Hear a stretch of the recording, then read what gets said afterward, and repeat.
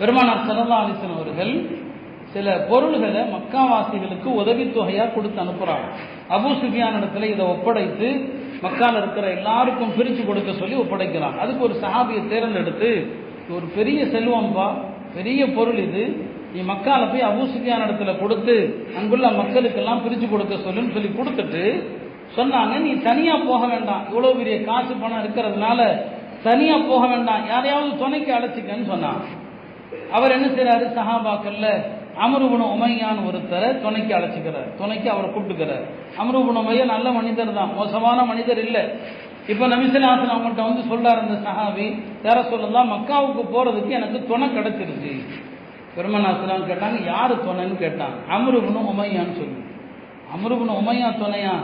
அப்ப கொஞ்சம் ஜாக்கிரதையா இருந்துக்க சொல்றாங்க நபி அவங்க. அஹூகல் பிக்ரியு ஃபலா தமன்ஹு, அரபி பழமொழி ஒன்றை சொன்னாங்க, மூத்த சகோதரனாக இருந்தாலும் ரொம்ப நம்பிடாத. மூத்த சகோதரர்கள் தான் குடும்பத்தில் ரொம்ப துரோகமும் செய்வாங்க. சொன்னாங்க நபி ஸல்லல்லாஹு அலைஹி வஸல்லம், மூத்த சகோதரனாக இருந்தாலும் நம்பிடாத. இந்த அம்ரு இப்னு உமையாவுடைய கூட்டம் மக்காவுக்கும் மதீனாவுக்கும் இடையில ஒரு பகுதியில் வசிக்கிறாங்க. நீ இவ்வளவு பெரிய செல்வத்தோடு போறது தெரிஞ்சா இவர் அவங்களுக்கு சொல்லி கொடுத்து இந்த பொருளை அபகரிச்சிடக்கூடாது, ஜாக்கிரதையா போ. அப்ப யாரையும் எளிதில் நம்ப வேண்டாம், அதையும் அல்லாஹ்வுடைய தூதர் கற்றுக் கொடுத்தான். நீ நான் பார்க்கிற பல பேர்கிட்ட பணத்தை நம்பி கொடுத்துட்டேன், ஏமாந்துட்டேன். அல்லாஹ்வுடைய தூதர் விழிப்புணர்வு, எல்லா இடத்திலும் கவனம், எல்லா இடத்திலும் எச்சரிக்கை. இந்த உணர்வு நமக்கு நபி ஸல்லல்லாஹு அலைஹி வஸல்லம் அவர்கள் புகட்டினார்கள்.